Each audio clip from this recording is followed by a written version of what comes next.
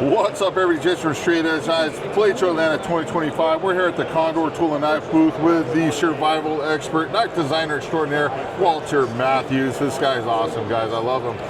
But he's got some, cool new stuff to show us. So what'd you bring, buddy? How you doing, buddy? Good to see you again. Yeah. Well, yeah, I think you know this one already, right? The Pocket Beast. This is my first folding blade, my first design for folding blades. It's like a mini tracker, and this is great for if you want to make feather sticks when we are bushcrafting. And the way back, it works so good. And the rest of the time, you just use this part of the edge, and it's going to be awesome. A really good one, right? And it's very handy. Fits perfect in your pocket. Nice. Has this clip. All right.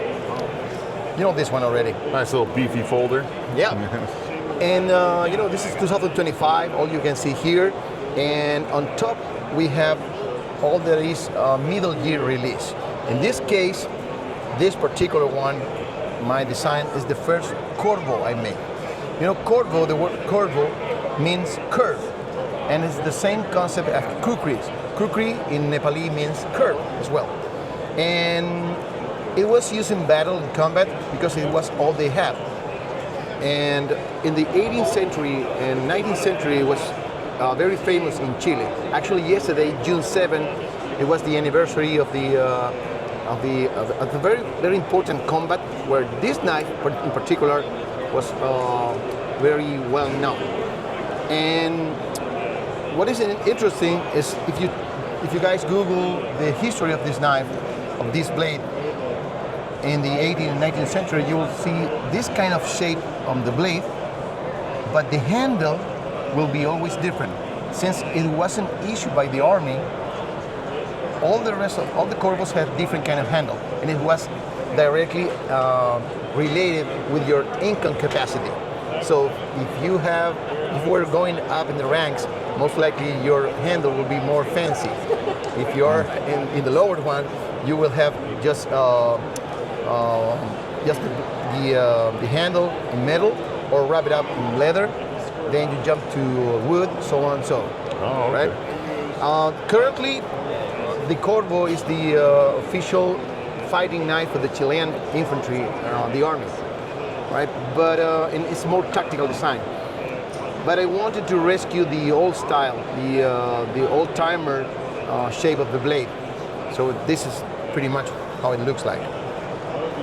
Awesome. And it's very aggressive. Of course, this is not ideal for stabbing, but definitely they use it put it in the way up, right? And also in the way down like this. So it was very aggressive. It's really sharp. Oh, very nice. Love it, man. I always love the way you guys are incorporating history into the blades that you're bringing out. I love to do that. And also, since I like survival skills, the steel is stained 95, so you can actually use this one for flint and steel. Yeah. Awesome. And it's always a very nice leather handmade in El Salvador. So I push the button in this position, so when the blade is in the sheath, like that, you see? Sorry, like that. So first you pin the one on the top, then the other one. So it will be like this, and you just do that. See that? So that is why the button is right here. Okay. If you want to use it on the other side, you just flip rotate. this one. Yeah. Awesome. Well, look, you still managed a way to make it ambidextrous, so. Oh, yep. Very cool.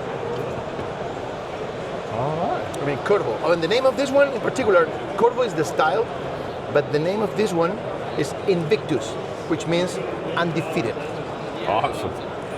So these are going to be coming out available relatively soon? Yeah, now it all depends on the distributors, right? Okay. It's already released. All right. Awesome. Well, thanks so much, Walter. I appreciate you taking the time to explain it. By, like I said, I always love the history lesson we kind of get out of every time we talk to you about a knife, so that's awesome. All right, thank you, brother. Appreciate it. Hope to see you in the next class, okay? All right. All right, everybody. Stay safe, stay sharp.